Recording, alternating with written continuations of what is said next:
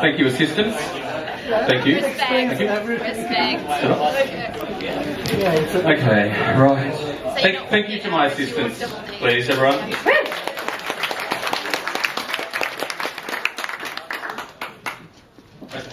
Look, I made notes. I feel like I'm like the third speaker at the high school debate, and I go, okay, so I've got to wrap up. I'm going to pick up on what everyone else has said, so I'm going to try, but I've only got a few things from you, Kim, and Maddie. So much awesome, Kim, so much awesome, Maddie. Thank you, really lovely presentation. Actually, I'll pick up on something that came to mind for me while I was listening to Kim, actually. In 1989, I moved to Sydney, went to Sydney University and studied, what do you think I studied, just as a guess? Any guesses? IT. No, not IT? Literature. Yes, what kind? Poetry. Sort of, Australian literature. I studied Australian literature, my degree is in Australian literature. So's mine. Oh yeah, sorry, I should introduce Fiona Wright, my first employee at Pure and Applied. And another one. Comes back for more. Anyway, I just offered her more money, actually. Anyway, it kind of ties into something Maddie was talking about too, about the academy and how the academy can sometimes be cumbersome and lumbering and, to study to read. There was an amazing Italian writer actually called Italo Calvino, and he wrote a book, actually it was a lecture series, which he was going to deliver in New York. He wrote it in Italian. It was called 6 Memos for the New Millennium. He wrote it in 1985. He died, I think, in 1988, before he could deliver the lectures. He only wrote 5 of them, so the 6th one was really only a name. I'm not going to give you the content, but I'm going to tell you the titles of the lectures, and I think that they really resonate for what we do. So remember, this is 1985, and these are memos for the next millennium. How long ago is that? Like 1985. Yeah. I don't know, I wasn't born. Who was born in? Let's not go there.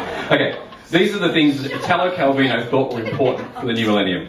Lightness, quickness, exactitude, visibility, multiplicity, and the one he didn't write, consistency. And that kind of, there's something in that, I think, for us UXers, don't you think? Is there nodding? Can we have some nodding? Yeah, okay. Okay, so, a couple of things about my talk. What time do we need to finish? 8. You've got 13 minutes. Whoa, okay. Lock and load. How many more jokes do you want to hear, or should we just get to the content?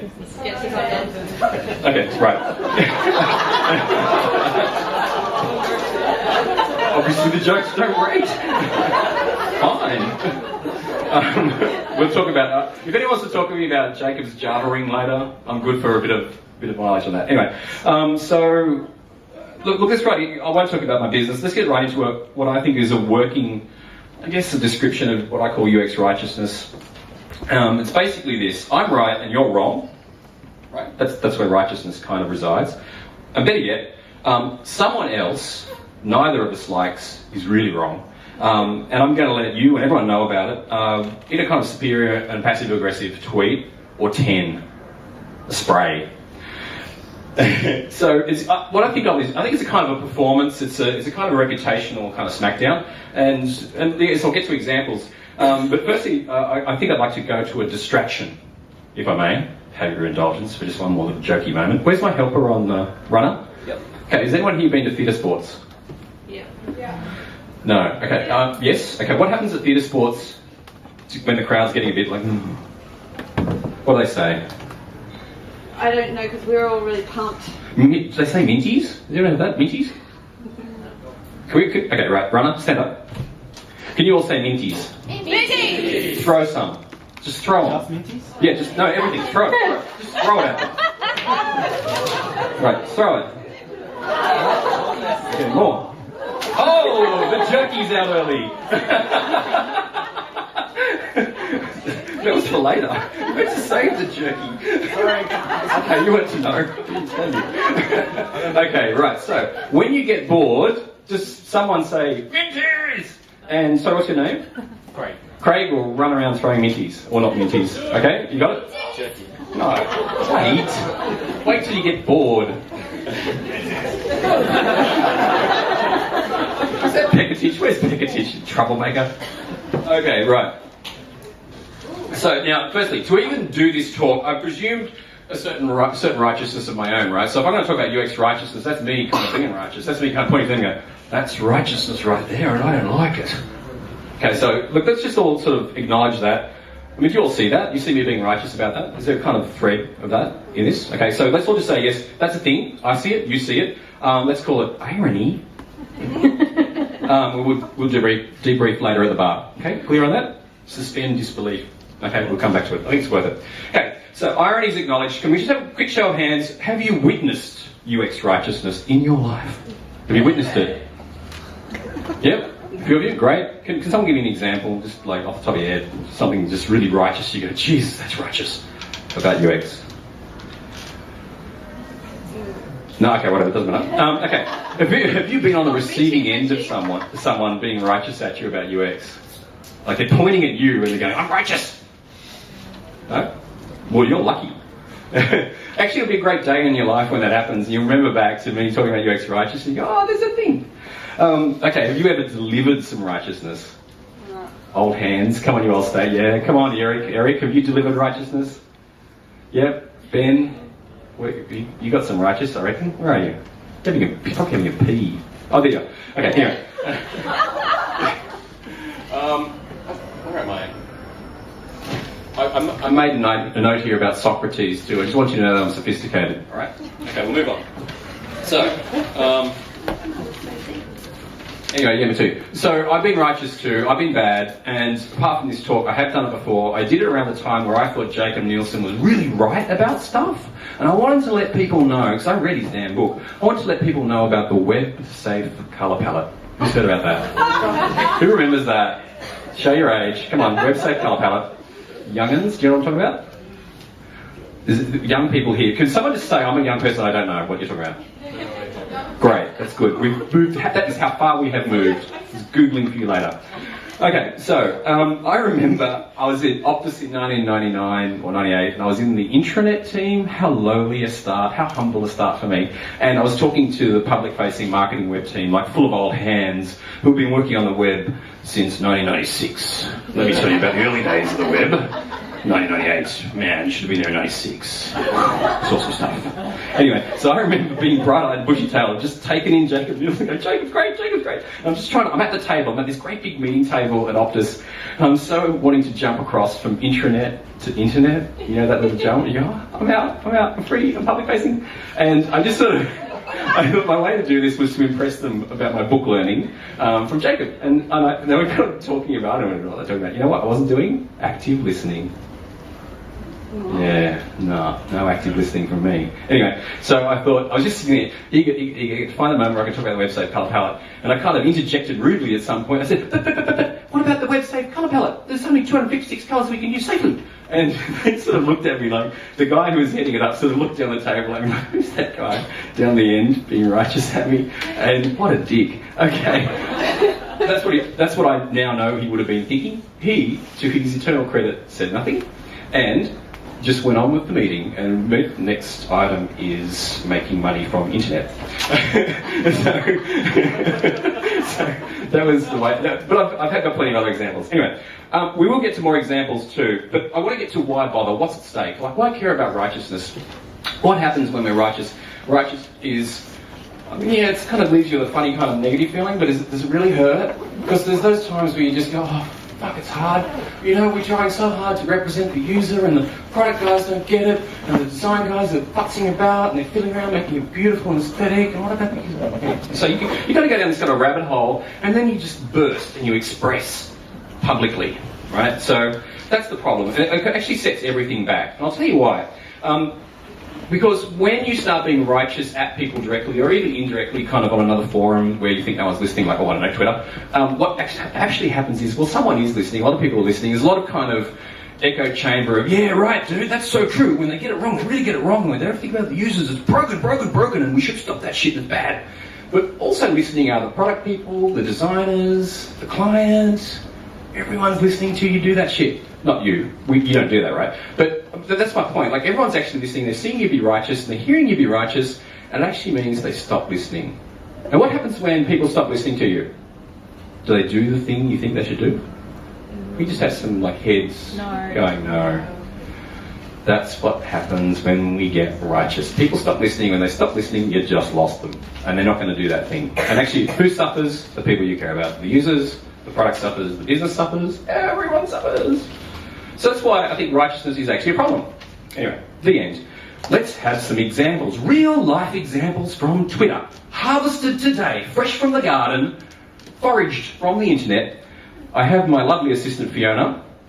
Can I just say before we get into it, how would you rate her on the usable aesthetic scale? In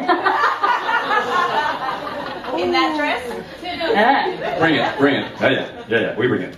Okay, so, Fee, serve one up. The last thing this industry needs is more hipster scrotes who think dressing like a Liberal Party PR douche is creative. Okay, what do we think? Should we rate these on a scale of 0 to 10, 10 being like, that's righteous. Funny. We're not going to, by the way, we're not going to name anyone. Like, we're not going to out anyone as like the source of this stuff. So if it's you, you don't have to pull a face. We're not going to say it's you. We don't even know what you look like, right? Do you have another one? Yeah. The idea must be big enough to seem profound, but still be remembered by half-wits and used in a PowerPoint prezzo. Ah, yeah. You hear it, don't you? Have you ever been tempted to think or say that? I have. Okay, another one? I don't write research findings, I write prescriptions.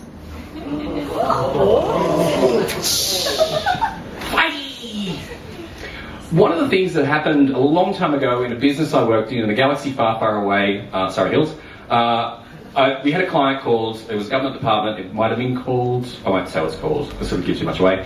I was the UXer on the project. I'd done some of my best government work. Anyway, I had handed over to a colleague who I had brought across from the previous job. I kind of said to my boss, oh, this guy's probably pretty good, should get him over. It's so hard to find UXers these days, don't you find? Anyway, so I got this guy over and he sat down, he kind of taken over this project, and he kind of got it, he got the irrits with the client at some point, and he just, you know what he did? He wrote a tweet. Yeah, and he did one of those tweets which is kind of righteous, but also tagged the client on their kind of, like, oh, yeah, you hear it, don't you? He tagged the client on their corporate, kind of the corporate account, like at client name, at government department. And you know what, that funny thing happened? They didn't spend too much time waiting around before they rang our boss and said, what gives, dude? You can't criticise us like that, especially when it's your work, right? Yeah, he lost his job. So that's what can happen too, by the way. You know, you can lose your job, or which is a kind of quite a dramatic thing. It's a really evident thing when you get too righteous and you say it the wrong way in the wrong place at the wrong time. You can lose your job. Or the other thing that happens is if you get righteous and everyone tunes out, you actually don't know what's going on, but you never get invited back. And if you've ever never been invited back, three. If you've ever never been invited back, you might want to just ponder on that for a moment. You might want to reflect upon, did I get too righteous there? Did I lose the product guys? Did I really poke them in the eye? No. We're all about the customer. That's why our execs tell their juniors to get an agency to hire consultants to run a focus group. Yeah, execs always get it wrong, right? Don't they? They're the bad guys at the top not getting shit. Look, one of the things I think that happens for us as UX is we're brought into... actually, who here has ever said or been told that they represent the user? What, by the person that you're talking to? No, have you said it to the client, or has the client said it to you? Or yeah, okay. That's just a little bit problematic. You've got to be really careful when someone says to you, or you feel like you want to say, I represent the user in this conversation. Because firstly, everyone goes, oh, okay, yeah, right. First thing that happens is they go, oh, yeah, that's why we hired that guy. Yeah, okay, so represent the user, dude. Tell us what the user would want. And what you feel like you're invited to say is everything's wrong, right? And how people aren't really getting it. I mean, I'm kind of generalising here. Oh, where's Maddie, by the way? Maddie? Who is it? Yeah. It's stacks of opinion up here. Yeah. Well, you know how you're saying it's not about opinions, it's about facts? It's okay. Where is he? He's hiding. He's backing away. You know, I'm just saying, earlier you were saying like you're about facts, not opinions, which is good. I think we absolutely need that. I'm all about opinion. In case anyone was wondering.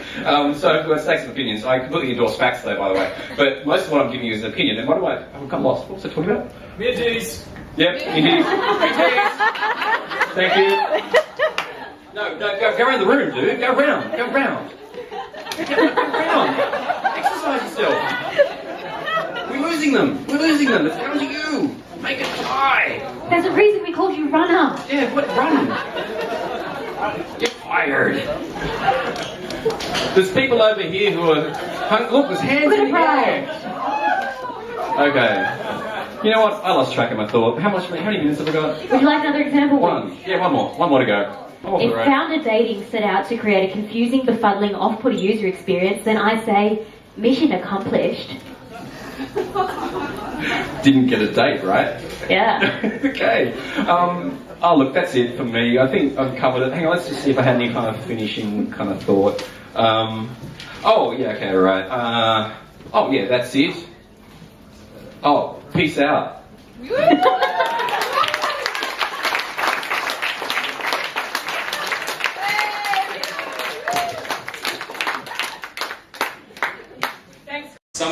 Somewhere in this room are the helpers I need. Maddie Shrek, can you come up here actually? I just need you to operate your machine for me for a moment. I'll tell you what it is in a moment. Who here can sketch?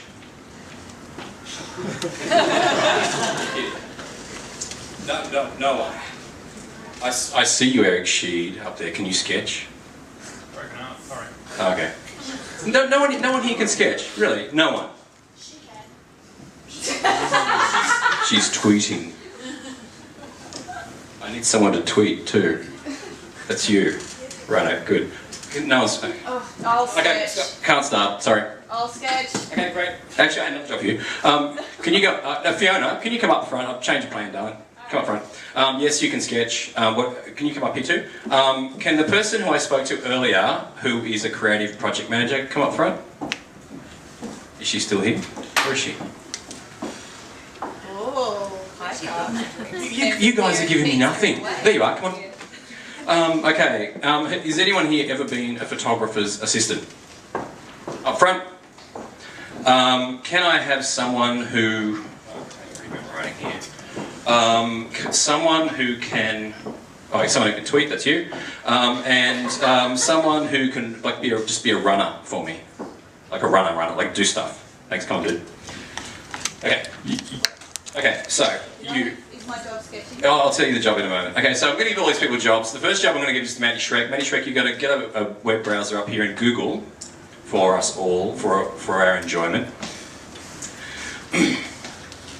Jacob Nielsen, space. Yep. Space, Java, space, ring. Yep, go. Yep. Get us the image results. Images, that's right. This one here, top left. Oh, he's so sexy. Okay, there's Jacob Nielsen in, I think, 1998, showing off it's wearable tech. It's a ring with Java, a running Java app in it. So Jacob's been in wearables for a long time. And I can answer the question for you too, Maddie, about where you got that photo. From Jacob's website, because if you go to Jacob's website, somewhere buried away in there are higher res photos of Jacob doing stuff like this, and that one you had up before, I bet that's on his website as well. So that's where that photo came from. How do I know? Because I used to pay a lot of attention to Jacob in a way which leads me tonight to talk to you about UXRigheousness. So there's actually a thread. Okay, now, it's also, as Lisa said, my UX 21st birthday. Who here actually believes that? Thank you. It's a bit of a reach. Kind of made up, but let's see. You can hit me up later and say, justify it, dude. Tell me the story. Is it true? You've really been in UX for 21 years, and I'll tell you later. But what do you do on someone's birthday? What else? Sing? Yes. What do you sing? Okay. Could you all please be upstanding? Who's going to lead? Ben Pekatich, could you start? Happy birthday to you. Bring it. Happy birthday to you. Happy birthday, dear sweetheart.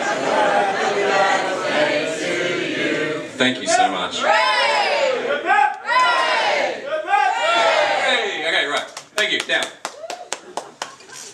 may you all live and work in UX long enough to celebrate your UX 21st. Actually, is anyone here who's like UX 25? I should defer to? Is like, oh my god, you're so old. Eric Sheed? No, okay. Okay, so ask me later. Now, I've just got to do a few little briefings here. I'm going to brief these helpers who have so graciously come up to join me. Thanks, Maddie. Could you shut that down? Actually, I need someone to run the Atlassian thing here. Who can do that? Who can make this screen disappear? Is that Maddie? Thanks. So, Maddie, pack up, sit down, enjoy the show. Thank you. Oh, and extra applause, by the way. That was so impressive. They're ripped up. Okay, where's my creative project assistant? Whatever. Okay, so, we're going dark here. We're going to talk about, actually, oh, it's really off. Okay, so, could you all turn to someone next to you and talk about your day? You've got 3 minutes, start now. Okay, so.